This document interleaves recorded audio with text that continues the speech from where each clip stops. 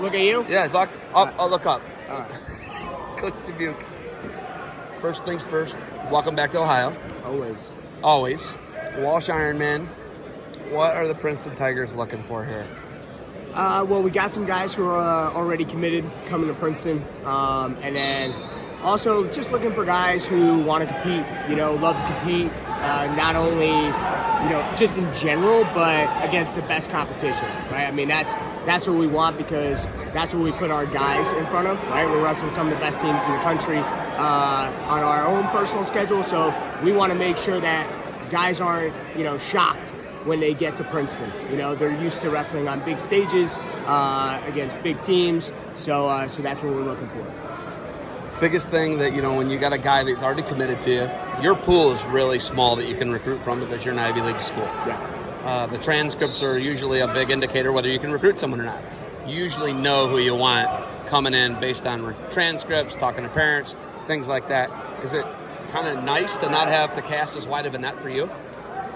Yeah, I mean, obviously everything has its advantages and disadvantages. I would love to just be like, if I see a kid and he had a great win and I don't know who he is, to go and introduce myself or, talk to his coach and be like, but I got to do my research, right? So I mark that kid down, I go back to the office, I get his transcripts, then I figure out, hey, can we even talk to this kid?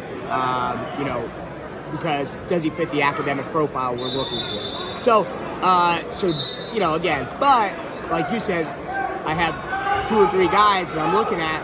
I can really kind of, zone in and focus on those guys without trying to be everywhere all at once.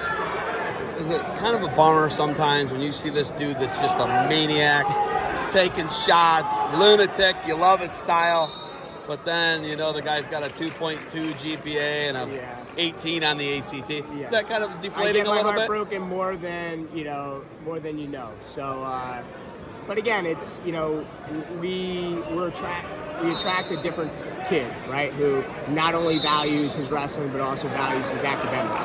So, for us, again, there comes with a lot of perks to that kid, right? He's super focused. You're not going to have any problems with him off the mat, in the classroom. So, that does break my heart sometimes when I see a kid that I'm like, that's exactly what we want. That's exactly what we need. And then I get his transcript and, doesn't fit that profile. It's nice to have guys like Josh Breeding on the team, too. Guys that are geniuses, guys that are going to be out movers and shakers that are going to generationally change their family, right? His dad's a Marine and a police officer. Josh is probably not going to be a Marine and a police officer, so that you're changing lives. Yeah, that's huge, right? Yeah, absolutely. I mean, that's and I take that very seriously. Like when the families know it too, right? Just talking about the Breeding family, like Fred Breeding, I have a great relationship with Fred, and he is super grateful for the opportunity that Josh had at Princeton, and Josh had opportunities to get in there and wrestle for us. So, the families are absolutely super grateful, but I'm also, I almost kind of get emotional about it too, because I know what Princeton does for kids, right? The doors that it opens.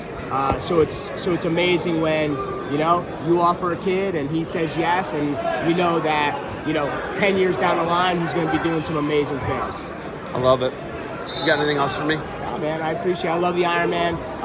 This is a great tournament. I think this is like almost the most kids I've seen at this tournament. I don't know what the final number is, but it seems like there's a lot more kids wrestling here at a higher level, and so for a kid to come out here and either win it, place, is truly something special.